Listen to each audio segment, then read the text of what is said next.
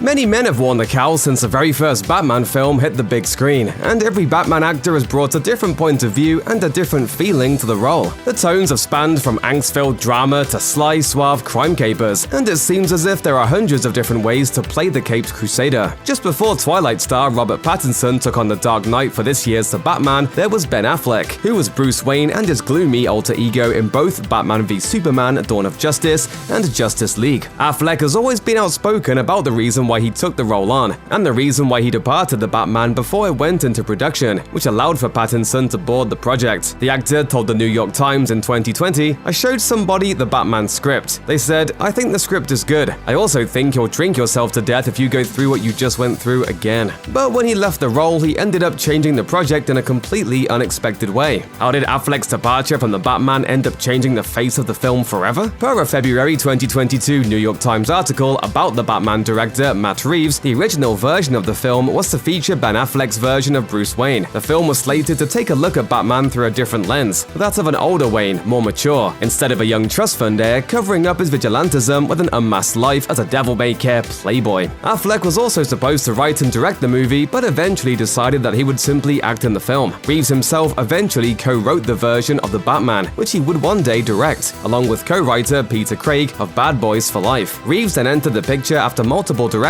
were suggested, and he said the script he was presented with was an action set-piece adventure. In the time it took for Reeves to complete the final film in his Planet of the Apes reboot trilogy, 2017's War for the Planet of the Apes, Affleck had left the project. Reeves said to The Times, "I think Ben was just evaluating what he wanted to do, and it wasn't what I think he had fallen in love with, in terms of playing that character in the first place." But his departure definitely affected the future of the Batman, as that meant Reeves now had to forge ahead without his leading man. He chose to do this in a way that would both honor Batman's long past and push him to new and different heights, and Reeves and Craig would have to be the ones to take him there. In the wake of Ben Affleck's leaving the project, Matt Reeves' goal was to present a Batman who would be changed completely by the events of the film. Reeves told the New York Times, "I wanted the stakes of the story to challenge him in a way that shook him to his core. Instead of a movie about a disillusioned Wayne forced to face that his vigilante ways weren't getting the job done, the movie would now center around, quote, someone who hadn't quite figured out why they were doing the thing they were doing." Reeves continued to say that for his version of Bruce Wayne, he's still stuck in those events that happened when he was 10. With this in mind, the project zeroed in on a time period several years into his life as Batman. Soon enough, Reeves had his new Batman in Robert Pattinson, a choice that Affleck ultimately approved of, calling Pattinson a good actor during an interview, and the rest of the production's pieces slowly fell into place. It isn't the film that fans would have seen had Affleck still been Batman, but it definitely seems to be a worthy entry.